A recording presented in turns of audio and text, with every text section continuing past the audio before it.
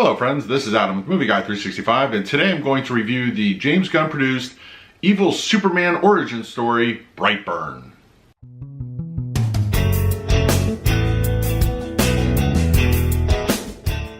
If you're new to the channel, please hit that like button, subscribe, hit that bell notification. I put out videos every single day. You can also find me over Twitter and Instagram at Movie Guy 365.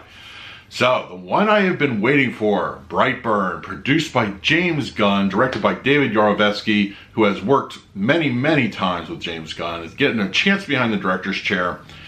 I really want to talk about this movie. So, normally I would do a non-spoiler review, in a big enough movie, I would then do a separate spoiler review. But I think circumstances being what they are, I think I'm just going to do light spoilers.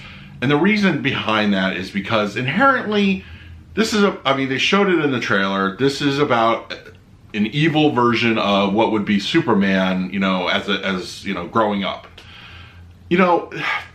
Honestly, like, other than a couple of the gore moments or the things that, how somebody would die or something, I'm going to be broad in my spoilers. But there's still elements and themes I do want to touch on, because I really enjoyed the movie, and I want others to see it as well, because I think there's a lot of misconceptions based off the trailer. The trailer makes it shoot like it's going to be a straight up horror film.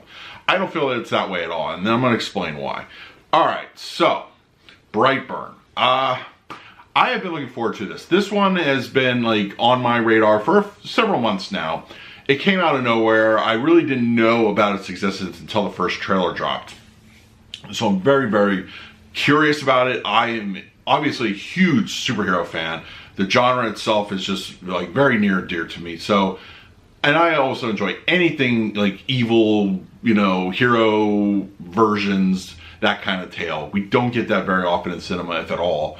But I couldn't wait for this. So, overall, does Brightburn work for me? It absolutely does. I really enjoyed it. I think the execution was nearly perfect. For, I believe, a first-time director, this is a great out-of-the-gate kind of movie. There's absolutely a lot here to just take in.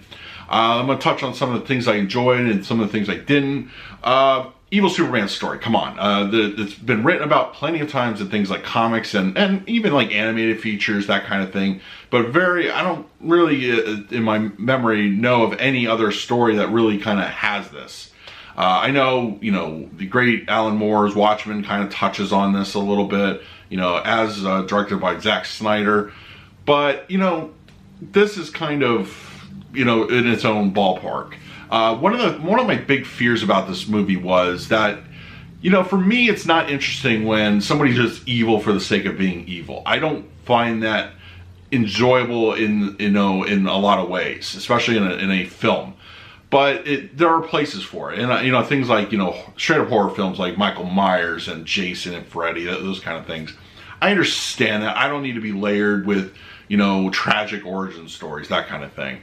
But for me, the more interesting point in a movie like this, and thankfully it does do this to a degree, is outside influences. What makes a person just kind of you know what, screw you all. I'm in charge. This is my thing.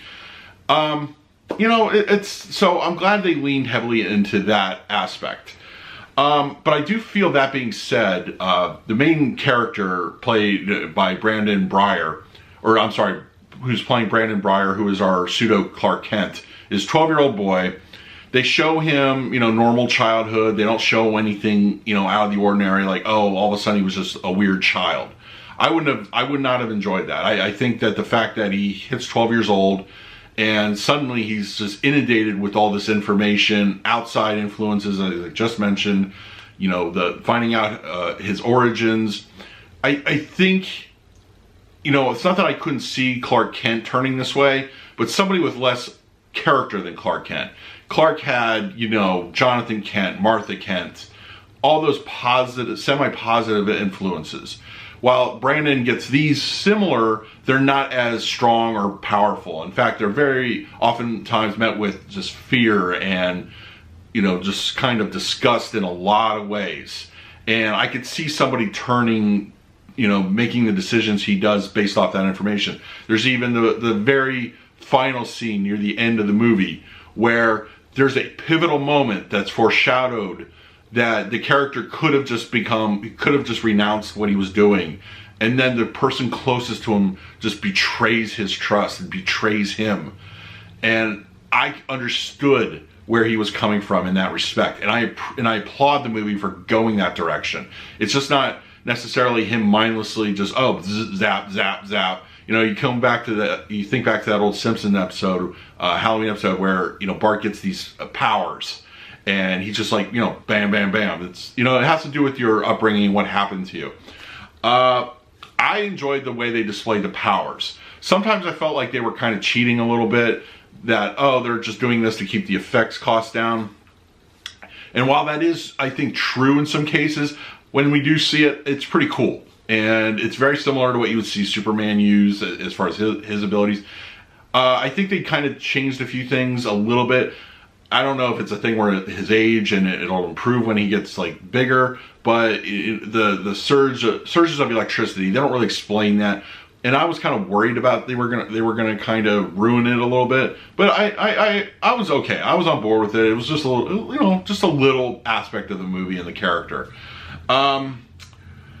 As I mentioned, there's a big foreshadow with the mom, and I enjoyed Elizabeth Banks. I enjoyed her very much in the role. I think she made a good pseudo Martha Kent.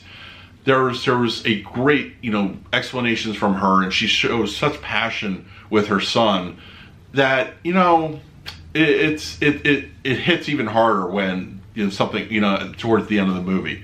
And I enjoyed that scene quite a bit. It really sets up a potential sequel, which I really hope. I would love to see where this could go. As supporting players, I felt were really, really good. But once again, and if you ever get a chance, check out the first dozen or so issues of a comic called Irredeemable. It has similar beats to that, where in that comic, their quote unquote Lois Lane, when finding out such and such is their version of Superman, that she, instead of like, oh, I can't believe this, I should have known, I trust you, and that version of Lois Lane just goes running right and tells everybody, just betrays him. And moments like that are what this film is. Definitely, it has those.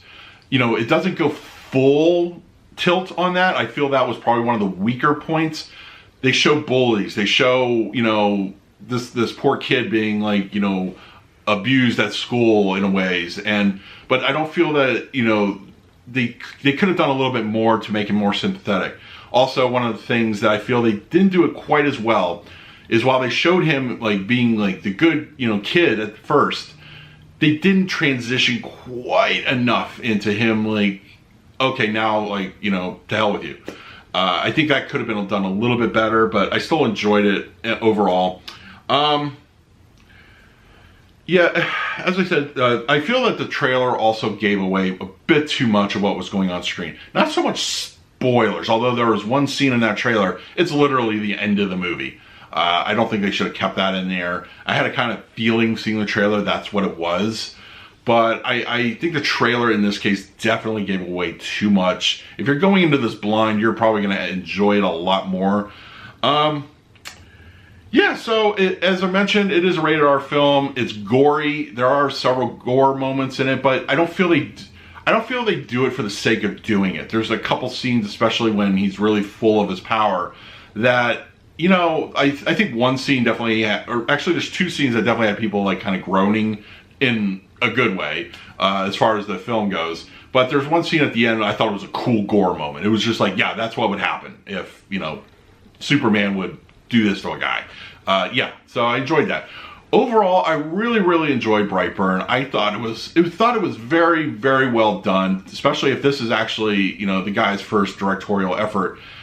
I liked it a lot. I think, yes, at an hour and a half, this movie needed about another 10 minutes of, transitory scenes as far as like showing Brandon getting to where he's getting. But I liked it. I really, really did. I'm going to give this one a 9. I loved it, actually. It was great. I'm definitely going to check it out again and absolutely get it on disc when it arrives. But yeah, I encourage you to see it. It's good. So let me know in the comments below if you plan to see Brightburn. And in the meantime, please like, subscribe, hit that bell notification. I put out videos every single day.